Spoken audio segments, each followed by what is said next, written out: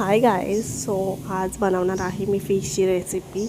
आणि हा कोणता फिश आहे तो मला नक्की कमेंटमध्ये सांगा यूट्यूबवर.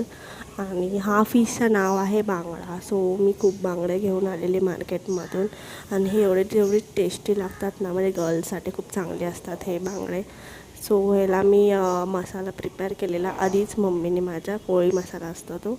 आणि मग त्यानंतर हळद, लिंबू किंवा आपल्याला कोकम लावायचं. कोकम मी जास्त कोकम नाही लावत कारण खूप आंबटपणा होतं आणि ते कोकमचे पीस आहे ना ते आपल्या फिशमध्येच अडकून जातात. मग ते आपण फ्राय करतो ना तेव्हा बरोबर मग फ्राय होत नाही. मग त्यासाठी मी नाही कोकम लावलेला. हा मसाला आहे होममेड, माझी मम्मी बनवते. सो हा मसाला तुम्ही पूर्णपणे अप्लाय करा फिशवरती पूर्ण चांगलं. आणि ह्याच्यावर तुम्ही पाणी टाकू शकता किंवा लिंबू पण पिळू शकता. सो हा पूर्ण असा घट्ट होईल, म्हणजे जो कोणी ते फिशला लागून शकतं. पूर्ण अप्लाय केल्यावर ते मॅरिनेट करायला ठेवायचं. म्हणजे तुम्ही झाकण ठेवून शकते किंवा तुम्हाला कसं पाहिजे तसं. मग तोपर्यंत तुम्ही दुसरी कामं करा. मग हा फिश असेच ठेवून द्या. असे मी खूप फिश आणले होते आणि मम्मी माझी अप्लाय करते ते. आणि मग थोड्या वेळाने बघू शकते तुम्ही की तो कसा झाला आहे ते.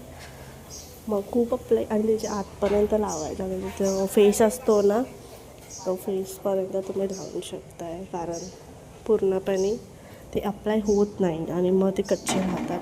त्यासाठी ते. आणि ह्याच्यामध्ये अप्लाय करायचं असतं म्हणजे काय, राईस, गव्हाचं पीठ असतं ते आणि रवा, ते मिक्स करून क्रिस्पी होतं मस्त. त्यामध्ये तुम्ही डीप शॅलो फ्राय करू शकता. तुम्हाला कसं पाहिजे तसं तुम्ही फ्राय करू शकता. आणि पीठ बोललं तर एकदम सॉफ्ट पाहिजे आपल्याला. रव्याचा बारीक रवा पाहिजे आणि बारीक पीठ पाहिजे. गव्हाचं असेल किंवा तांदळाचं पण बेस्ट आहे. तुम्ही गव्हाच्या पण वापरू शकता. पण मी तिन्ही मिक्स केलं आहे, रवा, तांदळाचं पीठ आणि आपलं चपातीचं पीठ असतं ते तिन्ही पण ॲड करा आणि एकदम मस्त डीप फ्राय करा. खूप भारी लागतं ते. मी हे सर्व फ्राय केले कारण एका तव्यावरती पॅनवरती नाही बसत, म्हणून मी 2 पॅन ठेवलेले. तिथे पण ठेवलेलं आणि इथे पण ठेवलेलं. सो कसं आहे नक्की कमेंटमध्ये सांगा यूट्यूबवरती. बाय.